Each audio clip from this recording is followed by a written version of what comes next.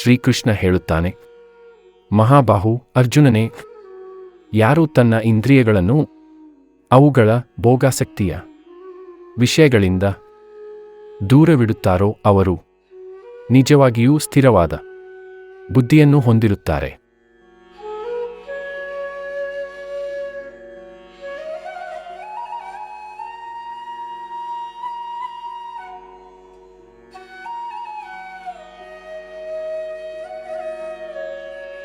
ಇಂದ್ರಿಯಗಳನ್ನು ಭಗವಂತನ ಸೇವೆಯಲ್ಲಿ ತೊಡಗಿಸುವುದರಿಂದ ಮಾತ್ರ ಭೋಗಾಸಕ್ತಿಗಳಿಂದ ದೂರವಾಗಬಹುದು.